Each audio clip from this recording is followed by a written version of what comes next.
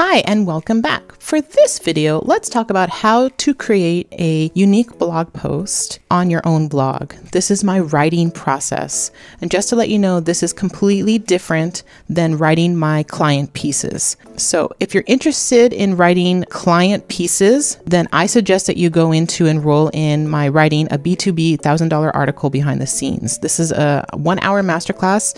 I do have a companion workbook with it. And this really talks about my process for writing for clients. Like I said, it's completely different than writing my own blog posts. I can't really show you how I write my client pieces, but I can show you how I write my pieces for my own blog. My blog is my own personal brand, so it is thought leadership. You can add a thought leadership service to your writing services. So this can help you if you want to write thought leadership for businesses. This process might help you. This can also help you with your own Medium blog posts as well. If you want to write for Medium on your own profile, write for publications, then these tactics will help. All right, so let's get to my process. The first step is to think of what I want to write about. So since this is thought leadership content, I need to come up with the topics myself. I can use a keyword to help me with an idea, but lately I've been thinking of the idea.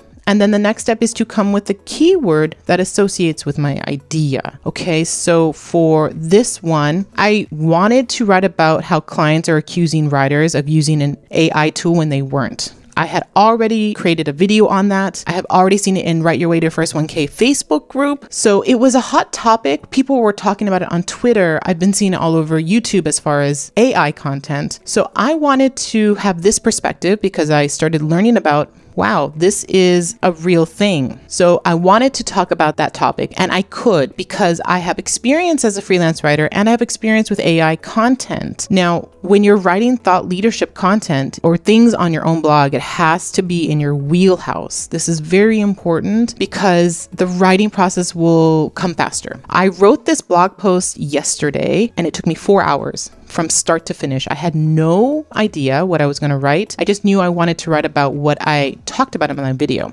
I also didn't want to repurpose my video, get the transcripts and just write what I said. I did not want to do that. I have more information in this blog post than I put in this video. The bottom half of the blog post is all new content that was not shared in this video, as well as other things too. Even like this part here wasn't mentioned in the video. So this was truly a sort of a new blog post, and I started around 9 a.m. and finished at 1 p.m. Everything, the editing, the images, published, ready to go at this point. So how can I do that when my client pieces take me a lot longer? You know, my client piece for GoDaddy was recently published. I submitted this a while back, but this blog post took me a couple days to write, because it's a different process. You know, clients aren't looking for my own personal viewpoints, although I can share them in GoDaddy and some other clients of mine like WordTune. For the most part, I'm the writer facilitating content for marketers and business owners, and it's professional. That is a different process, like I said, I share in my masterclass here of writing a B2B $1,000 article. So if you want to know that process, you know, it's going to be different. So I was able to write this blog post very easily because it was in my wheelhouse and it was an idea that I wanted to write about. The next step is to find that keyword. I can write as many things as I want on my blog, but I want people to read my content. And a lot of people use, you know, not only Pinterest and Twitter, but they use Google to find content, especially people that want to learn a lot of things. And so someone might be learning about AI content and freelance writing. So I want them to come to my blog and hopefully, you know, land on this blog post. But I went to an SEO tool, and, you know, it's an expensive tool for, you know, freelancers. There are other options. There's Keyword Surfer. So if you go and you type in Keyword Surfer, you can see this is it's right here. So you can, you know, get this Chrome extension and use it for finding keywords or lots of other Chrome extension keywords that you can use that would help you. I mean, it's up to you to research those things, but I use Ahrefs. You can use Ahrefs. They have a free keyword generator. It doesn't give you a lot of information, it gives you a little snapshot, but that can help you too to quickly find a keyword. So I'm looking for a keyword that I can rank for typically, not all the time. So for this blog post, since I'm like, well, I want to write about AI and clients, I just type in AI and clients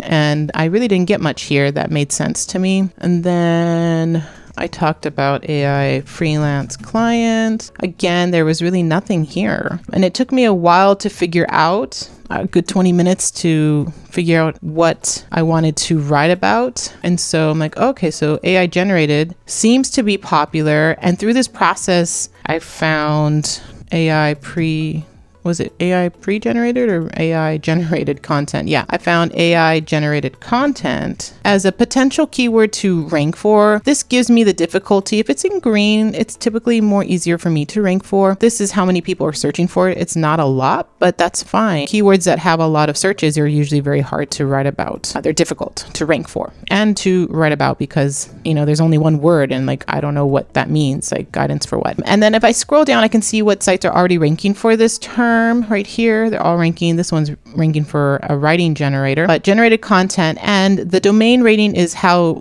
popular and strong the website is. And so they're quite high. 100 is the most authoritative website out there. So I don't think my blog is going to fit in this, but that's okay. Google may deem my blog posts with a different keyword that I can rank for, and that's fine. But I felt that this was the word that I could write about. I could fill my blog post with this term and related terms while also focusing on AI detectors and clients accusing freelance writers. There's a lot going on in this. So it was easy for me to sort of pick up and write about it, but I needed a keyword to sort of start me off. So once I found that keyword, I went and built my outline. Now, my outline is based on other keywords. It's based on what I want to talk about. A lot of times my blog post will have a what is ghostwriting, what is freelance writing, what is AI generated content. So I typically start my first topic that way, not all the time, but when I wrote this blog post, I did. I had that one, and then I have here how to detect AI generated content. Again, my keyword is in there, and then what clients are doing with your article. I wanted it to be more specific of what I want to talk about, so I go into that. And then this is just my own based on the video and based on what I want to write about. I wanted to give help on how to AI proof your writing. So this does stem from my video, but I do add some bonus ones. So the next 2 points weren't mentioned in my video. So I have use a Google Doc history and don't write like a robot. So I have more information, and then I even have more information about what Google's saying about AI generated content. I give more information in this blog post, not that was just repurposed from my video. Sorry, it's over 2,000 words long, but this is exactly what I mean when you write in your wheelhouse. It comes easy, it comes natural. You can use keywords to anchor your writing, to have a flow, an idea of what you're going to write about, and then go from there. Again, this is quite different than my client pieces. It's also quite different than my lifestyle pieces. So I own Sponge Hacks, and my process is completely different than my process for my thought leadership. So if you want a video on how I write sort of these lifestyle blog posts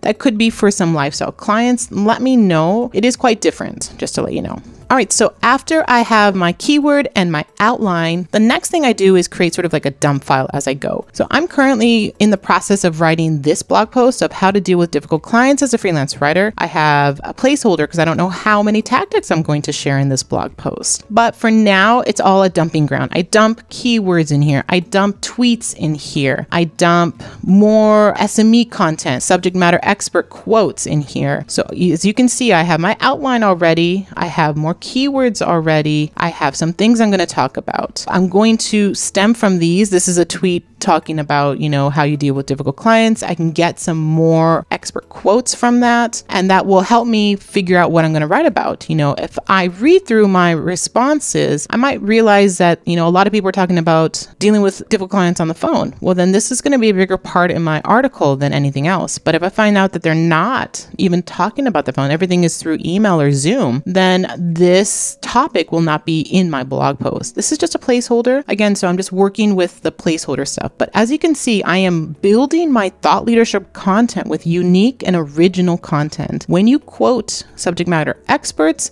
you're getting a unique perspective. When you're going out of the way to use your LinkedIn profile and your Twitter profile to ask questions and get responses, you're creating valuable content for thought leadership for businesses if you want to go that route. Then the next step is, once I have this sort of dump file that I have here, I just write as I go. I use the top-down process, which means I always start with the introduction. I shouldn't say always.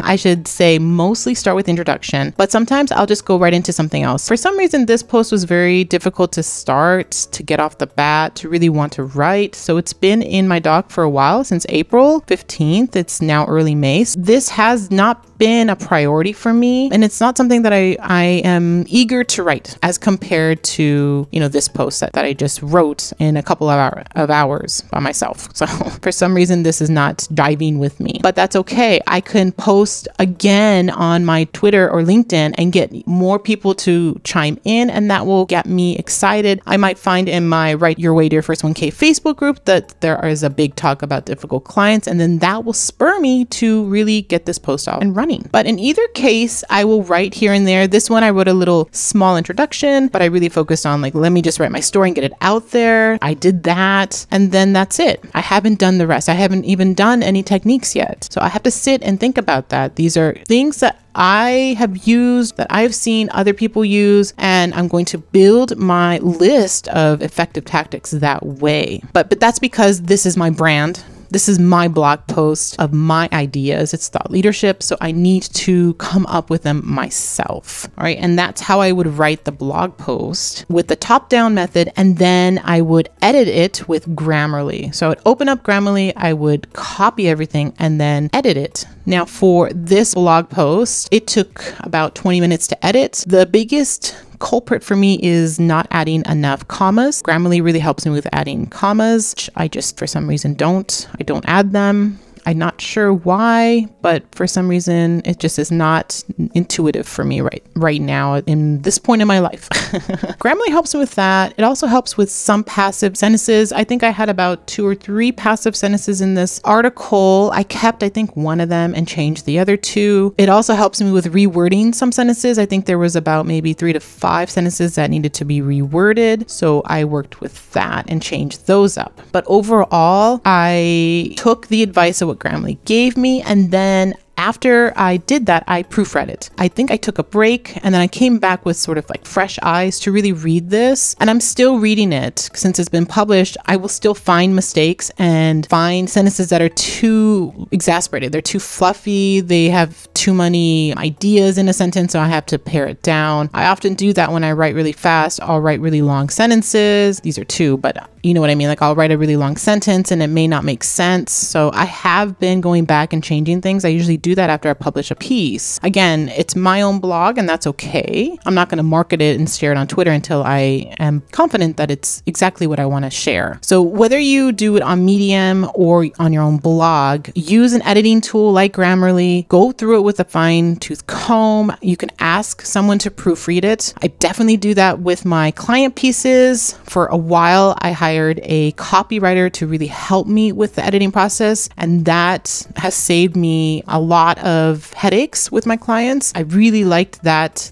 relationship when I had it. But for now, I'm finding more confidence in my writing, in my ideas of grammar and of flow. So I haven't been using sort of like an editor, with the exception of something like Grammarly, right? But that comes with skill, that comes with time. So I have a process for writing my thought leadership content on my blog. This might help you, like I said, with your thought leadership content for clients. If you want me to create another video of how I write sort of these types of blog posts, you might be surprised, but you can tell me in the comments, and I can definitely create another video on my writing process for my niche websites. If you want to know exactly my process for writing high-paying blog posts, then consider enrolling in my masterclass of writing a B2B $1,000 article. I hope you enjoyed this video. Let me know in the comments your thoughts, and I'll see you in the next video.